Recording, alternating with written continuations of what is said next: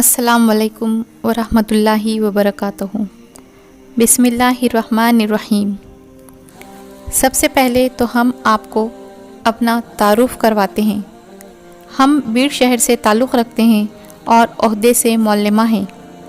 نہ ہی ہم کوئی حافظہ ہیں، نہ عالمہ ہیں، اور نہ ہی کسی جماعت یا طبقے کے ممبر ہیں۔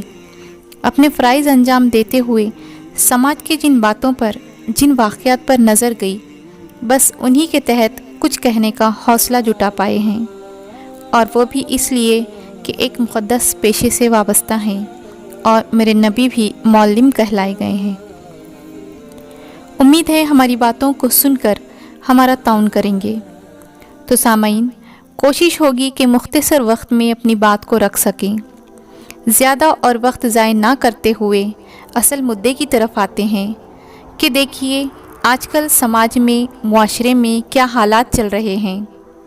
حال ہی میں ہوئے ایک خودکشی کے واقعے نے پوری انسانیت کو ہلا کر رکھ دیا، اور اس واقعے کے فوراً پہلے ہی مضبوط خاندان، مضبوط سماج کی مہم چلائی گئی۔ یہاں اس بات پر بحث نہیں کریں گے کہ عائشہ نے خودکشی کرنا چاہیے تھی یا نہیں، بلکہ اس بات کی طرف دھیان دلانا چاہیں گے کہ دنیا آزمائش کی جگہ ہے۔ اللہ رب العزت نے اسے ایک امتحان گاہ کہا ہے، اور ظاہری بات ہے جب امتحان ہے تو آزمائشیں، رکاوٹیں، پریشانیاں تو ہوں گی ہی۔ میرے نبی صلی اللہ علیہ وسلم کی سیرت مبارکہ اگر ہم سب دل و جان سے پڑھ لیں تو ہر مشکل، ہر مصیبت ہمارے سامنے ہار جائے گی۔ آج کے چلتے واقعات کے پیش نظر ضرورت محسوس ہو رہی ہے کہ خواتین نے دل و جان سے ازواج مطہرات کا مطالعہ کرنا چاہیے کہ انہیں اپنی زندگیوں میں کتنی پریشانیوں کا سامنا کرنا پڑا۔ میرے نبی کے ازواج نے نبی کے ساتھ 2 3 دن فاقہ کیا، لیکن فاقے کی وجہ سے شوہر کا گھر چھوڑ کر مائکے نہیں گئیں۔ حضرت عائشہ صدیقہ رضی اللہ تعالیٰ عنہا پر لوگوں کے بے جا الزام کی وجہ سے نبی صلی اللہ علیہ وسلم بھی عائشہ رضی اللہ تعالیٰ عنہ سے قریب نہیں آئیں۔ تب شوہر بھی اپنا رویہ بدل چکے، یہ دیکھ کر عائشہ رضی اللہ تعالیٰ عنہ نے کوئی مقدمہ شوہر پر نہیں کیا۔ بڑے ہی عیش و عشرت میں، نازوں میں اپنے والد کے گھر پلنے پڑھنے والی حضرت زینب رضی اللہ تعالیٰ عنہ جب آپ صلی اللہ علیہ وسلم کی نکاح میں آئیں تو شوہر کے گھر کی سادگی کو دل و جان سے قبول کیا۔ میری بہنوں، ماؤں، کیا آج وہ سادگی ہمیں معاشرے میں نظر آتی ہے؟ نہیں۔ میری ایک بات ذہن میں رکھیں، اگر خاندان مضبوط ہوتا ہے تو عورت کی وجہ سے، اور کمزور ہوتا ہے تو بھی عورت کی وجہ سے۔ جہاں معاملات کے بگڑنے اور خاندانوں، رشتوں اور گھر کو تہس نہس کرنے کی بات آتی ہے تو اس کے لیے ہم خود ایک عورت ہو کر 4 بار ذمہ دار عورت کو ٹھہرائیں گے اور 1 بار مرد کو۔ آپ غور کیجئے، گھر میں سازشیں کون کرتی ہے؟ عورت۔ مردوں کو گھر کی دیگر خواتین کی بات کون کہتی ہے؟ عورت۔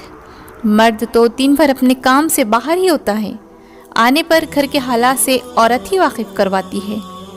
ارے اگر ہر سسرال والے آنے والی بہو، بھابھی، دیورانی کو اپنی بیٹی اور بہن سمجھے، اور ہر جانے والی بہو نے ساس، ننند اور جیٹھانی کو ماں اور بہن سمجھے تو آج پیش آنے والے واقعات ہی ختم ہوں گے۔ اگر کوئی ساس بہو کو ستاتی ہے، ظلم کرتی ہے، مائکے والوں سے پیسے لانے کی بات کرتی ہے تو ایک لمحے کے لیے یہ سوچے کہ وہ خود بھی کسی کے گھر سے آئی ہوئی ہے اور اس کی اپنی بیٹی بھی کسی کے یہاں گئی ہوئی ہے۔ اگر کوئی بہو اپنی ساس، ننند یا جیٹھانی کے ساتھ بدکرداری کے بارے میں خیال کرتی ہے تو ایک لمحے کے لیے سوچے کہ میری والدہ کے یہاں پر بھی بہو ہے، اگر وہ میری ماں کے ساتھ ایسا کیے تو میری ماں بہن پر کیا گزرے گی۔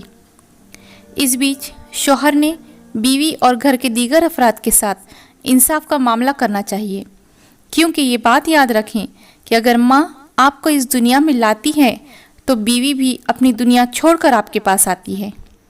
سامعین، میرے نبی نے ہر ایک مثال ہمارے سامنے پیش کی ہے۔ ان کا اپنے ازدواج کے ساتھ رویہ، بیٹیوں کے ساتھ سلوک، رشتہ داروں کے ساتھ سلوک، ہر چیز ہمیں عملی نمونے کے طور پر پیش کی تو کیوں ہم نبی کی سنت کو چھوڑ بیٹھے؟ آج ہم نے اسلامی طور طریقوں کو بھلا دیا، نبی کی تعلیمات کو چھوڑ دیا، اور نتیجہ آپ کے سامنے ہے۔ میری بہنوں، صبر کرنا سیکھو، اور سب سے زیادہ صبر عورتوں میں ہونا ضروری ہے۔ اس کی آزمائش بھی بہت زیادہ ہے، اسی لیے عورت کو اللہ نے درجہ بھی بڑا عطا کیا، پوری کی پوری جنت کو لا کر قدموں کے نیچے ہی رکھ دیا۔ خاص کر بہنوں سے کہوں گی کہ ازواج مطہرات کا مطالعہ کریں، اور بھائیوں سے گزارش کروں گی کہ سیرت رسول کو اپنائیں۔ اگر ہر عورت خوش اخلاق ملنسار ہو، ہر عورت میں صبر اور ہر مرد میں انصاف ہوگا تو کوئی عائشہ خودکشی نہیں کرے گی۔ خدا را ایک کان سے سن کر دوسرے کان سے چھوڑنے والے محاورے پر عمل نہ کرے۔ امید ہے میری یہ گفتگو آپ کو اچھی لگی ہوگی۔ برائے مہربانی عمل کرنے کی کوشش کریں۔ وآخر دعوانا الحمدللہ رب